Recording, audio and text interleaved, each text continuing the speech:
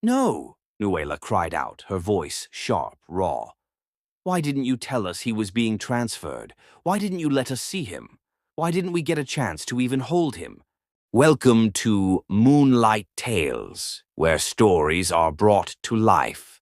Nuela sat by the window of their small one-bedroom apartment, her eyes tracing the movement of the clouds above Port Harcourt's dusty skyline. The heat of the day had mellowed into a dull warmth, and the sound of children playing on the street mixed with the occasional hum of passing motorcycles. Her hand rested on her belly, still flat but already precious. She smiled faintly as she thought of how life had changed, how it was about to change even more. 2 years ago, she had married Mike in a modest church ceremony with borrowed chairs and plastic flowers. No bridal train, no loud music, just love, family, and quiet promises whispered into each other's ears. Since then, they had weathered life like seasoned soldiers, taking blows from overdue rent, rising food prices, and the never-ending struggle of lower-class living in a city that never truly paused for the poor. Mike, her husband, was a tricycle driver. Every morning by 5 a.m., he was already revving the engine of his tricycle, hustling across town with weary commuters, school children, and market women. He came home tired, sweaty, and sometimes empty-handed, but never without a smile for her. That smile was what held her together most days. Nuela was a teacher at the small private school just down the street. Her salary was barely enough to cover anything beyond transportation and foodstuff, but she loved the children, their innocence, their unfiltered laughter. Teaching to her was not just a job. It gave her a sense of purpose in a life where luxury had no place. They didn't have much, but they had each other. When she discovered she was pregnant, Nuela had cried, not out of fear, but out of overwhelming emotion. She had held the test strip to her chest like it was a winning lottery ticket. That night she had waited for Mike with trembling hands. The moment he walked through the door, smelling of sweat and street dust, she blurted it out. "Mike, I'm pregnant." His eyes widened, then softened, and he rushed to embrace her. They stayed like that for minutes, rocking slightly, as if trying to convince themselves it was real. But with the joy came the creeping reality. Diapers, hospital bills, food, everything suddenly looked more expensive. Their small savings had already been stretched thin by life's demands. Mike had started working longer hours. Nuela, despite the nausea and fatigue, stayed committed to her classroom. 3 months into the pregnancy, she finally made it to the hospital for her first proper scan. The clinic wasn't fancy, faded walls, rusted ceiling fans, nurses moving like ghosts. But it was close to home, and the doctor was kind. She lay on the examination bed, the cold gel on her belly sending chills up her spine as the doctor ran the probe over her. Then came a pause.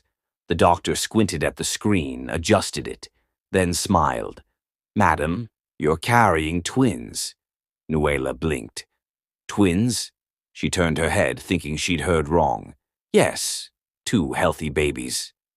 Congratulations, tears filled her eyes. Her heart raced with conflicting emotions, double joy, double fear. Twins? How were they going to manage? That evening, she waited for Mike again. He arrived late, his face weary, his shirt soaked from the drizzle that had caught him in traffic. When she told him the news, he didn't speak at first. He stared at her stomach, then sat down slowly on their faded couch. His hands covered his face, not in anger, but in silent calculation, the kind a man makes when trying to multiply rice portions in his head. Finally, he looked up at her and forced a smile. "We'll manage," he whispered. "God, no, go shame us." Nuela laughed through her tears. She knew it wasn't going to be easy, but in that moment, his words wrapped around her like a blanket. The next day, Mike started waking up even earlier, sometimes not returning until nightfall. He was determined to save something, anything. He barely ate lunch. Nuela noticed his weight dropping. She tried to cook nourishing meals, but their budget could only stretch so far. She began feeling the strain, too. Her back ached more, and sometimes she had to sit through her lessons because standing became unbearable. Still, she endured, because now it wasn't just about her and Mike. Two lives were growing inside her, two hearts beating in rhythm with hope. Sometimes at night they lay on the thin mattress, whispering baby names. Mike liked the name Ebuka. Nuela fancied Chidera. They didn't know the genders yet, but it didn't matter. Boy or girl, they would be loved. One evening, as Nuela stood by the window again, the scent of rain in the air, she pressed her hand to her stomach. She felt something, a flutter like butterfly wings. Her breath caught in her throat. She turned quickly toward the door, waiting for Mike to return so she could tell him. And in that moment, surrounded by peeling paint, buzzing mosquitoes, and the distant hum of life outside, Nuela felt something she hadn't felt in a long time. Peace. Not because things were perfect, but because hope was still alive. And sometimes, that was enough. The days stretched into weeks, and Nuela's belly grew with the quiet promise of life. Every morning she stood before the mirror in their dimly lit room, tying her wrapper carefully around her waist and smoothing the fabric over her round stomach. Despite the physical discomfort, she smiled more often now. There was something sacred about growing life, something even poverty couldn't dim. Mike worked harder than ever. He now left the house before the cock crowed and came back long after sunset, his shirt soaked in sweat and his hands dusted with the grime of the road. His Kiki had started to make funny sounds, but he kept patching it with prayers and cheap repairs, refusing to let it give up on him the way life had tried to. Despite their efforts, the money they saved never seemed enough. Diapers, hospital bills, baby food, baby clothes. Nuela had started buying second-hand baby onesies from a woman at the junction who sold them in nylon bags, 5 pieces for 500 naira. They weren't brand new, but they were clean and good enough. Still, she worried constantly. Twins meant double everything, and while love was in abundance, money was not. One Tuesday afternoon, Mike picked up a passenger in GRA, a sleek-looking woman with gold jewelries, designer handbag, and a voice that was both firm and sharp. She had asked him to take her to 3 different locations, a boutique, a spa, and then a hospital back at GRA. They chatted briefly. Mike was always polite to his customers, but something about this woman made him open up. Maybe it was her gentle voice. Maybe it was the way she actually listened. "You look tired," she said as he pulled up to the hospital gate. He chuckled. "Nah, so, madam. My wife carry Belle. Twins. Things no easy at all." The woman smiled, tilting her head. "Twins. That's beautiful. Congratulations. Thank you, Ma. We dey try manage." There was a pause. Then she asked, "Where's she doing her antenatal?" Mike mentioned the small clinic down the road. The woman frowned slightly, thoughtful. "That place isn't well equipped. You know that, right?" He nodded slowly, unsure of where the conversation was going. She reached into her bag and brought out a business card. "This is the hospital I use, St. Kelvin's. It's private, but don't worry. I'll take care of her bills until she delivers." Mike blinked, stunned. "Ah, madam, you are such a blessing. I know no waiting to talk. Just let me know when you're ready to take her. I'll call ahead and inform them." He couldn't stop thanking her. That night he told Nuela everything. She sat in stunned silence for a moment, then tears filled her eyes. Not tears of fear this time, but relief. She placed her palm on his cheek and whispered, "God is on our side, Mike." 2 days later, they visited St. Kelvin's. The moment they walked in, Nuela's breath caught in her throat. It felt like they had stepped into a hotel, not a hospital. The floors sparkled, and the reception area smelled of lavender and disinfectant. Large paintings of smiling mothers and healthy babies hung on the walls. Nurses in crisp white uniforms moved about efficiently, and the front desk staff addressed them with warm smiles. "Welcome to St. Kelvin's," a young nurse beamed at them. "You must be Mrs. Nuela and Mr. Mike. Madam Frances already informed us." They were led into a private antenatal wing, air-conditioned with glass walls and digital screens. Nuela lay down for her scan, and for the first time she saw her babies clearly. Tiny hands, moving feet, two heartbeats playing like music on the monitor. She cried again, overwhelmed by joy. The doctor, a tall man with silver-rimmed glasses, assured them that everything was going well. "You're in good hands here," he said with a professional smile. "You'll be attending regular antenatal classes, and we'll monitor you closely until delivery. We want only the best for your children." It felt like a dream. When they stepped out of the hospital, Nuela clung to Mike's arm, whispering, "I can't believe this is happening to us." Neither of them could. It felt too good to be true, like the hand of God had finally turned in their direction. But what they didn't know was that sometimes when something glitters that brightly, it's not always gold. They didn't question why the woman who offered to help, Madam Frances, insisted on handling all communications with the hospital. Every bill was settled, but no receipts were ever given to Mike. And the more they tried to show gratitude, the more she waved them off with phrases like, "Just focus on having healthy babies." But for now, all that mattered was hope. A bright hope wrapped in hospital gowns, clean bedsheets, and the promise of a safe delivery. Nuela believed they were finally getting the life they deserved. She had no idea that they were walking straight into something else entirely. The weeks slipped by like wet clothes on a line, sagging with tension and hope. Nuela was now full term, her belly round and heavy like a water drum. The once playful kicks had become slower, more forceful, reminders that her babies were running out of space and time. She had memorized every movement, every silent turn in her womb. Yet the date marked boldly on her antenatal card, her expected date of delivery, had come and gone. At first, the nurses at St. Kelvin's told her not to worry.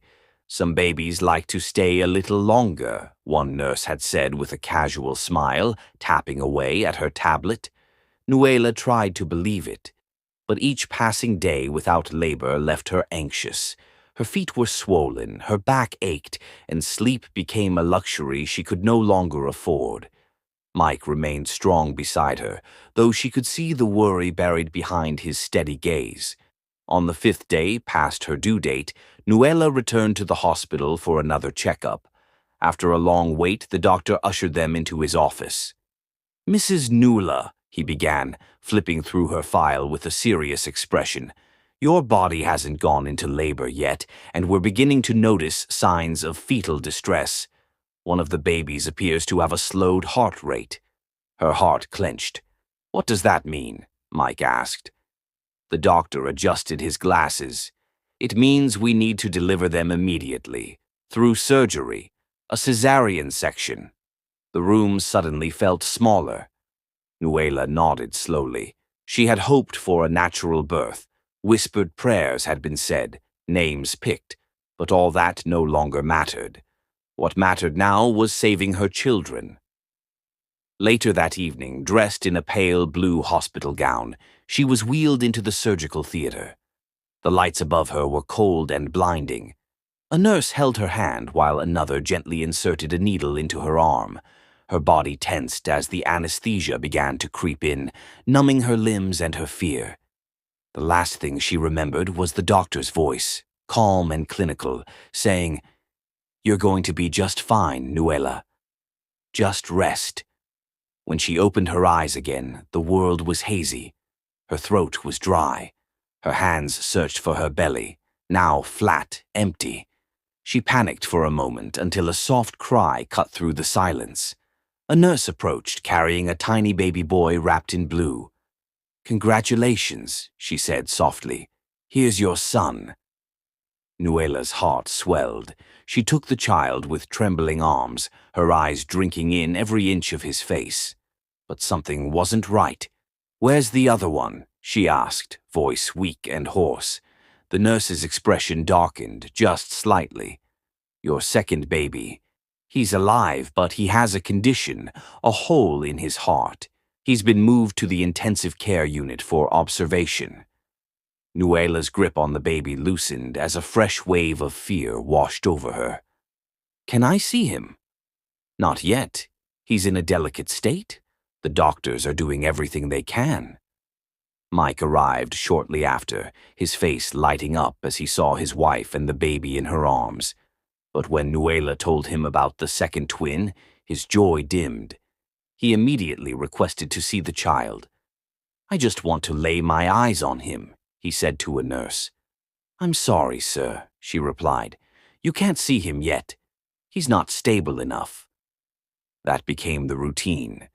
Every day for the next week, Nuela and Mike asked, begged, to see their second child.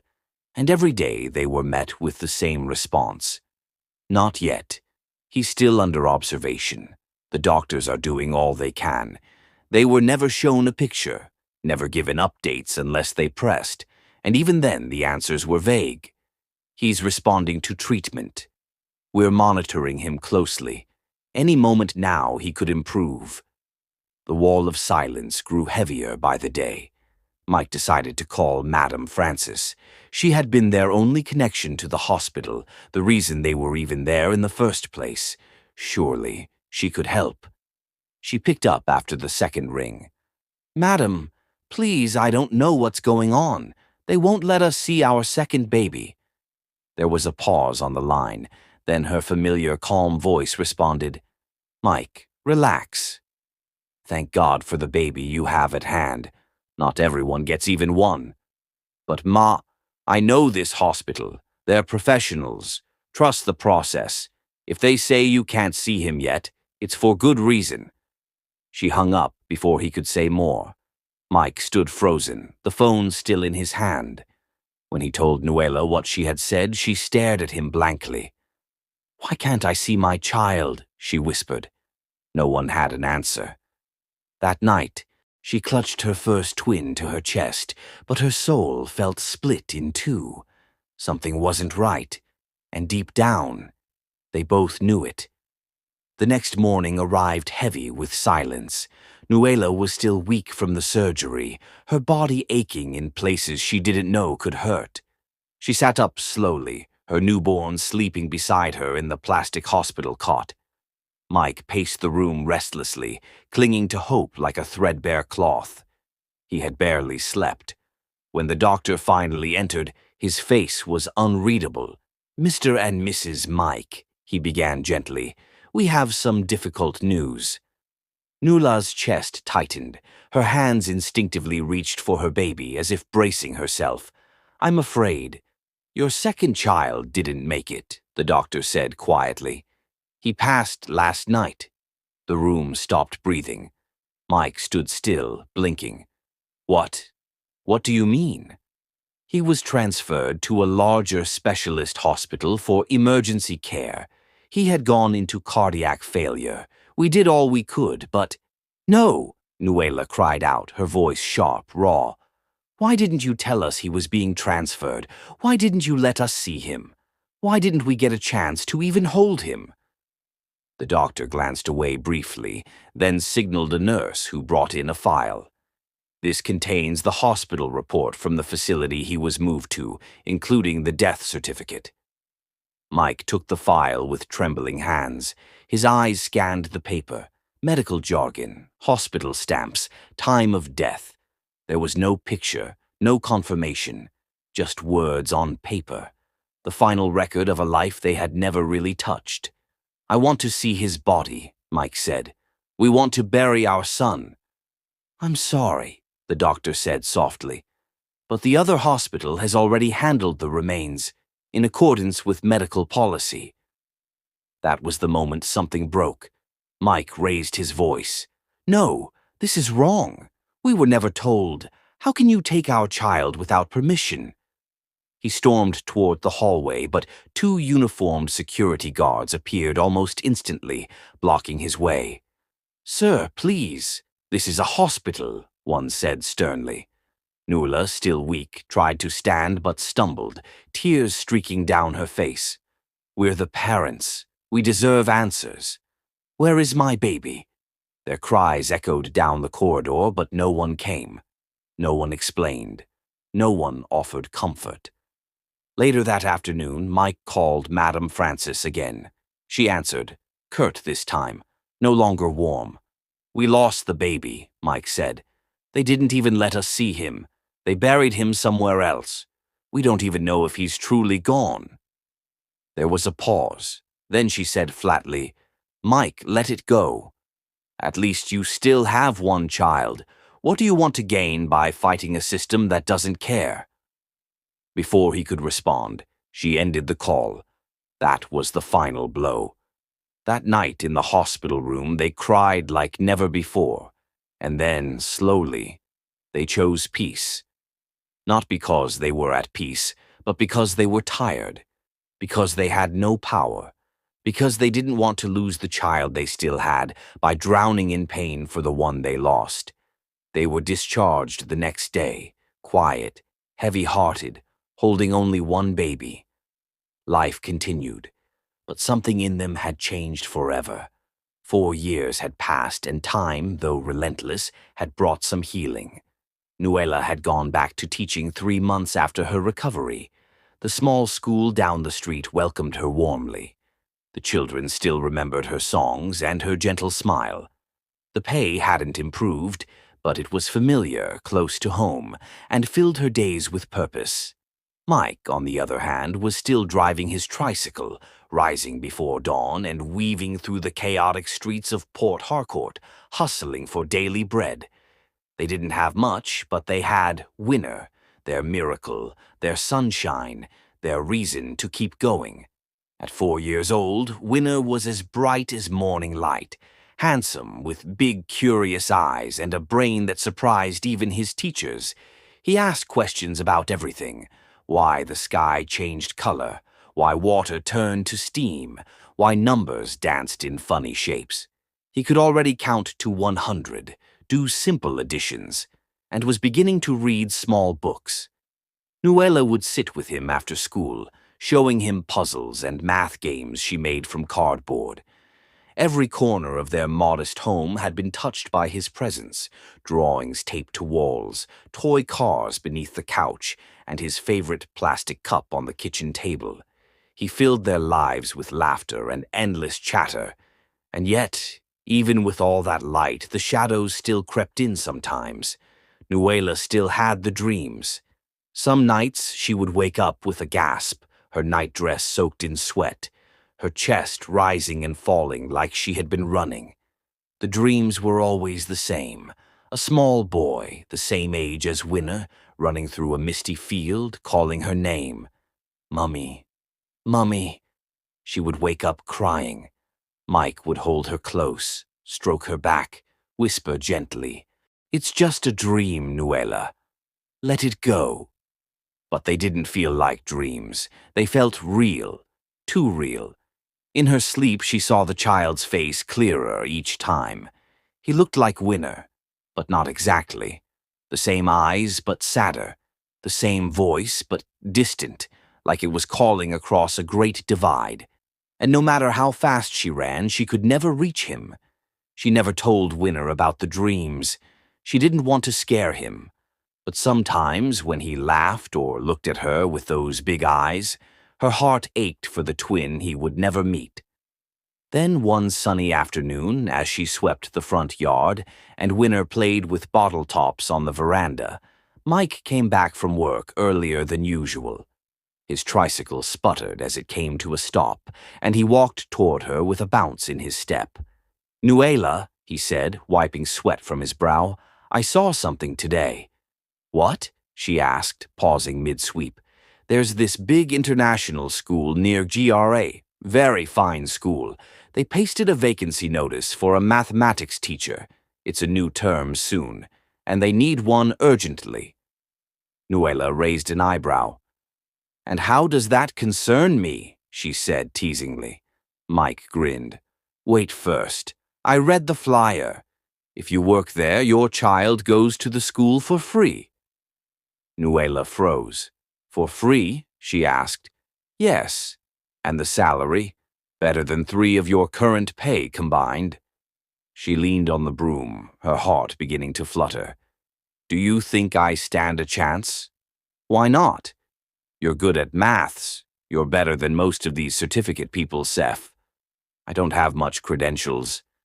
But you have the passion, and that's something no paper can give." That evening they talked for hours. Nuela worried about her qualifications, the competition, the formal dress code, the intimidating gates of big schools. But Mike kept assuring her, "What's the worst that can happen? You try, they say no, but what if they say yes?" The next day she picked up the address from Mike and submitted her handwritten application. She didn't have a typed CV or a flashy portfolio, but she wrote from the heart. She talked about her love for mathematics, how she used chalk and sand to teach children fractions, how she turned bottle caps into counters, how she believed every child could learn, even the ones others had given up on. The interview was scheduled for a week later. On the interview day, she wore her best wrapper and blouse, neatly ironed. Winner kissed her forehead before she left and whispered, "You will win, Mummy." Mike drove her there in his tricycle, holding her hand tightly before she stepped through the school gates. The compound was massive. The classrooms had glass windows and air conditioning. She saw other applicants, some with degrees, briefcases, and tailored suits. Her heart began to sink, but when her turn came, she walked in with quiet confidence. She spoke simply, but every word carried weight. When they asked her to solve a problem on the board, she smiled, picked up the marker, and made numbers dance with ease. Then she explained how she would teach the same to a 5-year-old with only stones and leaves. The panel stared at her, silent for a moment. Then one of them smiled. "You don't just teach math, you live it." 3 days later, the school called. She had been chosen. Nuela screamed. Mike, who was returning home on his tricycle, heard her from the street. She ran into his arms. "You got it?" he asked, eyes wide. She nodded, tears running down her cheeks. "I got it, Mike. I got it." That night, he came home with a surprise, a whole barbecue fish, hot and spicy, wrapped in old newspaper.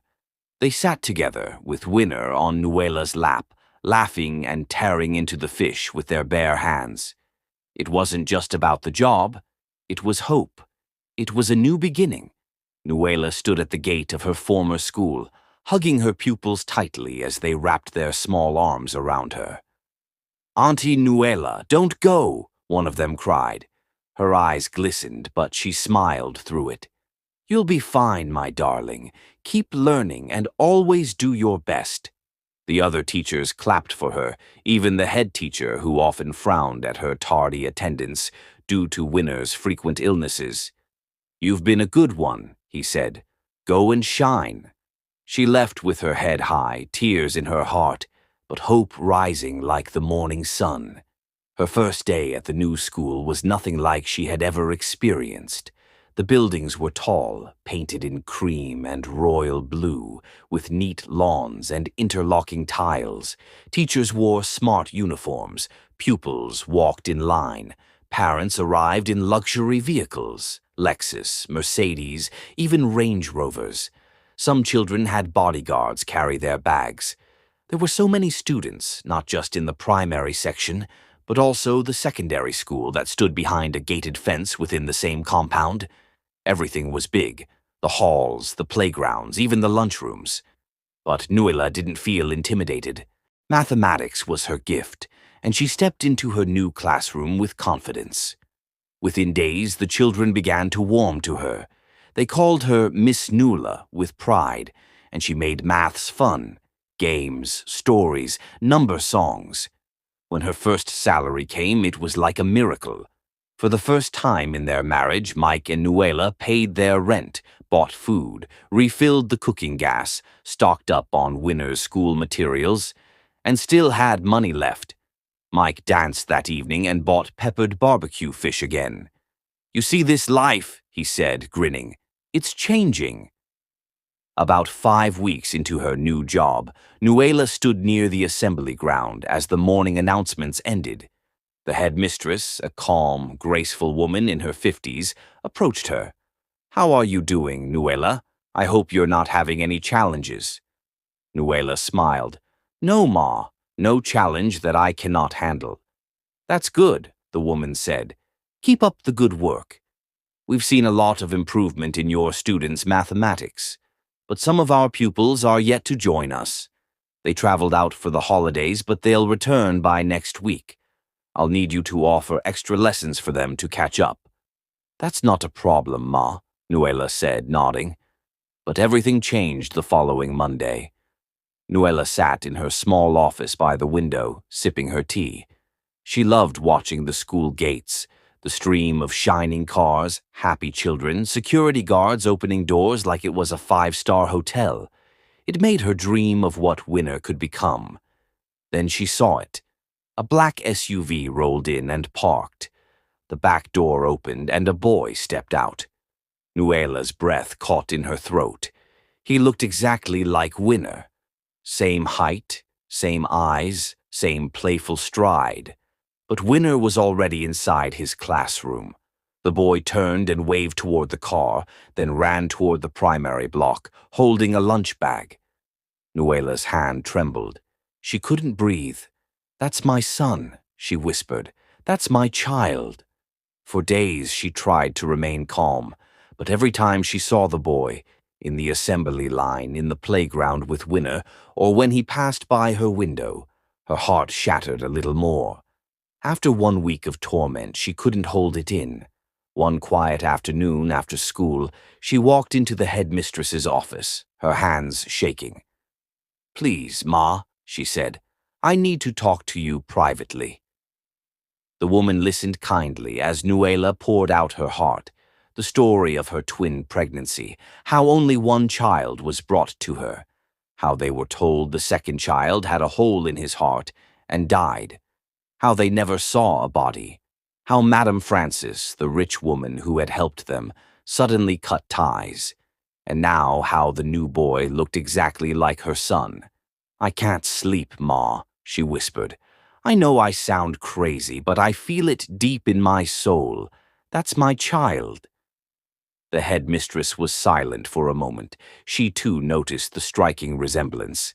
It has been the discussions in school since Great resumed. Everyone said the resemblance was not ordinary. Then she leaned forward. "Nuela, I believe you." A plan was made. Quietly, the headmistress arranged for the boy's used spoon after lunch to be collected and sealed for a DNA test. Mike also gave his sample. They waited. The result came a week later. 99.99% match, biological child of Nuela and Mike. Nuela collapsed in tears. The headmistress held her tight, whispering, "It's over now. We'll make this right." Investigations were launched. The truth unraveled like a bad thread. Madame Frances, elegant, respected, well-connected, was part of a child trafficking ring. With the help of the doctor, she had taken advantage of Mike's desperation and Nuela's vulnerability. The twin, who had never been sick, was sold to a wealthy childless couple. The baby was actually taken to the ICU by the doctor who was working with Madame Frances. This was done to remove suspicions from the nurses. But when Mike and Nuela started asking too many questions, they quickly filled out some forms and moved the baby to another hospital, then released the baby to the rich, childless couple days later. Arrests were made. Madame Frances and the doctor were charged. But most importantly, the boy was restored to Nuela and Mike. His name was Great. The transition wasn't easy. Great had known luxury, a different kind of life, but the boys had become friends without knowing they were twins. The first time he met Winner in school, something clicked. They stared at each other for a long time. Then Winner grinned and shouted, "You look like me," and hugged him tightly. The bond was instant. Great noticed the change in home, the absence of glass walls and huge cars. But he didn't care. For the first time, he felt warmth, real warmth. Not from expensive heaters, but from love. Mike used a part of the compensation they received to open a big supermarket near their neighborhood, and they moved into a bigger and more decent apartment. He was no longer a tricycle driver. People now called him Oga Mike. Nuela remained in the school. She was celebrated, promoted. Her story became one of hope and justice. She would watch her twins play in the compound, one on each side, arguing over who could count faster or who would solve the riddle first. Sometimes she still had dreams. But now, when she saw her son in them, he wasn't running anymore. He was home. We have come to the end of this story. Please don't forget to like, comment, and subscribe.